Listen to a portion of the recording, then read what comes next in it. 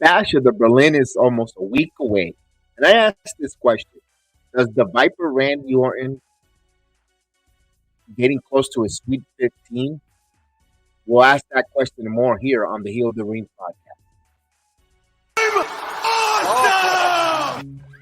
You people bought a ticket to see me, so shut up. Yeah. Sometimes I get so mad, there's no control. Ladies and gentlemen, just in case you live under a rock, I might you grab are it looking bad, I at don't the know, my rap, my youngest blood and boils fastest over rising like, star in oh God, here professional goes. I wrestling lost all today. feeling from my head to my toes. You said some shit that I can't let go, so just stay tuned for the rest of the show.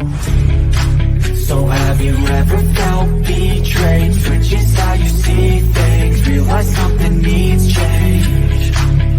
Cause I know you got me fucked up, let me show you what's up. Cause enough is enough. I'll take a face full of pavement just to make a statement. I know there's no turning back. Oh God, adrenaline wasted, so mad I can taste it. I know. What's up, everybody? Welcome to the Heel of the Ring podcast here. I'm your host, BX Sports Jedi Kev, the Don of the Watch Along. I had this question. We know Bash of the Berlin is a week away, and I was thinking, and I was just getting my creative juices. You know, if I had the creative pencil for booking wrestling or writing a wrestling show, that's what we do as fans. And watching the product for all these years, and everyone knows. Well, if you know me, I'm a big Gunther fan. You know, I really love Gunther Walter from the NXT UK onto the NXT onto the scene from the main roster on the WWE, taking the Intercontinental title from Ricochet and doing what he did with that streak and so forth. And I would hate for Gunther to be a transitional champion, but I have to ask that question. I have to be cynical. I have to look at the possibility of Randy Orton becoming a 15-time world champion, Sweet 15. Remember, there's a record, the Ric Flair record, 17-time world title. John Cena, we all know he's returning at the end of 2025 or the beginning of 2025. Excuse me. He's going to call it quits at 2025 in-ring competitor. By the way, as we do in this video, John Cena's reported signing contract extension to remain in the WWE after his in-ring assignment, or he hangs his boots up for the very last time. He will be an ambassador. He will be part of the company. Smart move on the WWE to keep John Cena around, and John Cena wanting to be with the WWE. That's a home run. But the question of this video is, do we see Randy Orton beating Gunther at Bash of the Berlin? And I put myself, in the creative pencil, in WWE creative, being in that boardroom, would love to have that privilege. Like I think many of us as well, in the IWC and all different podcasters. I would venture to say I actually will pull the trigger and have Randy Orton become a 15-time world champion, because you're going to set up a lot of opportunities and storyline. You could, and without saying it, I would have a 2 out of 3 with Gunther. Well, after Berlin, 2 out of 3 where the title exchanges a couple times. And there's nothing wrong with that. And I don't know if this regime will do it, because Triple H, Paul Levesque, and company, they like the longevity title reigns. They like the titles to mean something. They don't like the hot potato, which I agree. And I applaud them for not having the hot potato of the titles. They want to get at least a champion to hold it for 90 days or more, to see what they could do as a champion and so forth. You could see it from Liv, you see it from Unholy Union, you see it for all the different champions. You're watching the product, you understand. But this one here with Gunther, and Gunther's not going anywhere, although he just turned 37 years old. He is right in his middle of his prime. He just turned 37. Randy Orton, of course, in the back end of his 40s, or mid 40s. Still looks phenomenal shape. Doesn't mean no ageism whatsoever. But my point is, I would like to see Randy Orton become the 15-time world champion. And you could set up where in Bash of the Berlin, something happened where, similar by the way, that King of the Ring match between both of them for the finals, hell of a match. And I understand they left the door open, and I love the way WWE left the creative open to revisit that with the shoulder, where the shoulder wasn't pinned, and they were able to do the story that we're getting at Bash of Berlin, and I appreciate that because a lot of times they do a lot of loose ends or they're trying to sweep it under the rug. And no, WWE revisited as soon as Gunther became champion. Randy Orton was his number one contender, and they put out a banger of a match in King of the Ring. And I think in Berlin, Bash of Berlin, I think they will still bring a great match. I think there's a lot of meat into this bone that is called Randy versus Gunther. I would like to see that at Bash of Berlin, where maybe where there is a opportunity for a double pin and Randy Orton last second gets his shoulder up and Gunther kind of beat himself, because let's say Gunther puts on that sleeper hold. He knows he puts that sleeper triangle hold on his opponents when he wraps his legs around, where Randy Orton for a quick second Gunther keeps his shoulders pinned and he slipped. He's been getting, one of the stories they could tell that Gunther's been slipping a little bit as ring general, getting caught with RKO twice. In Bash of Berlin, if he goes for that sleeper, modified sleeper with his legs wrapped, and Randy Orton takes advantage and pins, and you have a new champion. You could do all those different things, but here's my thought: why I want to like to see Randy that 15-time world champion. Because now if he wins it 15 times, and then if you could have a rematch with Gunther at the Bash of Berlin, or at Bad Blood, or even in the Crown Jewel, you can have Ludwig Kaiser interfere and help Gunther win that title again. Then he's chasing. You have that rivalry, and it brings more. And there was nothing wrong with that. Bringing a little homage to Cena and Orton. They exchanged the titles so many times in the Ruthless Aggression era. Wouldn't mind seeing that now as well with Gunther and Randy, because we got to prolong to WrestleMania, and you don't want to burn too many wrestlers, and we got guys rising up like Brunson Reed and so forth. I still think he's not there quite yet.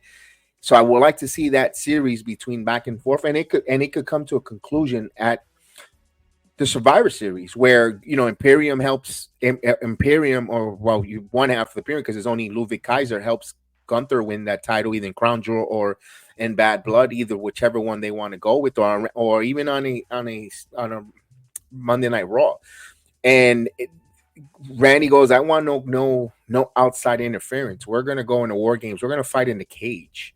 In the War Game cage, we're gonna have the match and have them have that title there, and maybe Randy picks up the victory there. And it's not going to hurt Gunther. I think Gunther will always be in that world title picture at the moment, but I think setting up for 2025, the first night at Netflix, you have Randy Orton as your world champion. He's cutting a promo how he's the world champion, 16-time world champion. 2025 is the year of a lot of record breaking. For streaming and all that. He could just use that part of his promo, and out comes John Cena. Remember, John Cena's he will be there night one, and John Cena comes out and quite congratulates Randy Orton, and Randy Orton, in a nice mood or a good mood, whatever you could say, says that he's willing to give John Cena a title shot, and Cena rejects it and says, no, I got to earn it. Now you got yourself your Royal Rumble winner. You got now, because let me ask this question, wrestling fans. We know right now, we don't know what the main event of WrestleMania 41 in Vegas is going to be. We don't know if it's going to be Rock and Cody. It's going to be Roman and Rock. We do not know we know the schedules on these heavy hitters, main eventers. We don't know Punk and Seth Rollins. That looks like that might be going there, barring injury, because CM Punk could get hurt from here and there. You never know. But one thing is sure, if you're telling me that for WrestleMania 41 in Vegas, you get Randy Orton versus John Cena, one last WrestleMania where both are 16-time world champions, and John Cena wins the Rumble and challenges Randy Orton, because I think Cena's going to go on that heroic, I got to earn it. I don't feel like I deserve to be in the title picture. I think he's going to go that route. We saw that last year. I think I would like to see that. Now you don't have to worry about someone else winning the Rumble and wedging themselves at the main event of WrestleMania, because especially if it's the undisputed world champion with Cody Rhodes. Cody Rhodes is going to be busy. We don't know if it's going to be with The Rock or it's going to be with Roman. We don't know if Roman is going to take on Solo Sikoa at WrestleMania. There's so many unvariables now. There's so much planning and so much creative. But my goodness, if you put that roadmap where I'm going to tell you WrestleMania, no matter which night one or night two, you're going to have John Cena versus Randy Orton. You could actually call it for the legacy, or legend, or legend killer versus the legend. What an acolyte for. He's already 16-time world champions, John Cena, and you could flip a coin who you want winning that title. Be honest with you, I just want to see them in that ring with that storyline. Remember, wrestling is about compelling stories, and you're pretty much closing out the ruthless aggression era with those two at that WrestleMania. Then if you have Rock, let's go with this hypothetical use, is Rock taking on Cody Rhodes for the undisputed world champion. Where does that leave Roman Reigns? Roman Reigns could be in a program either with Jacob Fatu or Solo Sikoa one-on-one. Where does that leave Jay and Jimmy Uso? Maybe they're in a tag team against the Guerrilla of Warfare, or they said they're going to add more bloodline members. So you never know what that's going to be. That looks like that's occupied. You also look like you're going to get Punk and Seth Rollins. Just think of the WrestleMania card, and we're months away from it. Things could happen. Injuries, newcomers, new storyline members, all different things could happen. But just think of that WrestleMania, Dennis says, what's that going to leave so many other wrestlers? Well, just think of this. What happens to Gunther? Well, Gunther could go on a program where he's trying to capture that world title. He could be preoccupied with Giovanni Vinci, trying to get revenge on him. You also got Brock Lesnar in your back pocket. You're telling me Brock Lesnar and Gunther for WrestleMania 41 in Vegas isn't going to be compelling? Wouldn't you want to see that? So there's a lot of ramifications or good things if Randy Orton wins this title. You could go certain routes, and WWE's been known for planning ahead. I don't know how Triple H era did. I know Vince always planned ahead, but I don't know how Levesque does here. And it looks like he's pretty much, every segment of Raw and SmackDown has a story, and they don't abandon it. They continue with it, and we see payouts with it. But just think of that card. Just think of the card I'm just telling you right now. I mean, Gunther versus Brock Lesnar, for that title. My goodness, so many different, and Punk, Seth Rollins, the Usos versus Guerrilla Warfare. You talking about Solo Sikoa or Jacob Fatu taking a Roman Reigns, or any one of those, or even Solo Sikoa, LA Knight for the United States title. Anything on that type of mix and match. Just think of Jade Cargill and Bianca Belair one-on-one if they go that route. Tiffany Stratton versus Charlotte Flair. Just think about the card of WrestleMania, and they're getting some of these heavy hitters are getting healthy. We haven't talked even about Bayley and Nia Jax, Naomi. I mean, my goodness. If you're a WWE fan, it is stacked right now and exciting times. And we're not even talking about if Joe Henry even appears on a WrestleMania moment, have a WrestleMania match or something whatsoever. So there's so many variables there. I think it to me, it's a thumbs up if they go with, I hate my boy Gunther to be a transitional champion, they're losing it a couple weeks later. But if it's going to lead us to where we're going to get compelling storylines, especially I'm going to get Cena versus Randy Orton, and why not? Listen, I know Paul Levesque, Triple H, he loves his history in wrestling. He knows we all know he's a huge Ric Flair fan. Ric Flair gave his blessing that he wouldn't mind John Cena breaking his record. And why don't we do this? Why don't we compromise? We say that, whoever wins, let's say Cena becomes a 17-time champion, and then Randy takes it from Cena. You leave it both at 17. And you have a three-way tied, and I don't think anyone's going to break that record. But you have WWE homegrown. John Cena, Randy Orton, WWE homegrown with that record. Remember, Ric Flair wrestled in the NWA, wasn't homegrown WWE. He wrestled in different promotions with that to bring down longevity with his title run. Now WWE could really legitimately claim, and I don't, if they wanted to go, a homegrown WWE wrestler has tied Flair's record, and he could actually put both of them.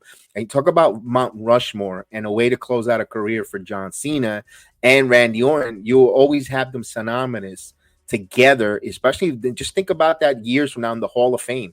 You probably get Randy Orton inducting John Cena in the Hall of Fame or vice versa. I mean, it'll be phenomenal. So I'm a little bit excited to see Randy Orton, the possibility of the Viper becoming a 15-time world champion. He is a great worker.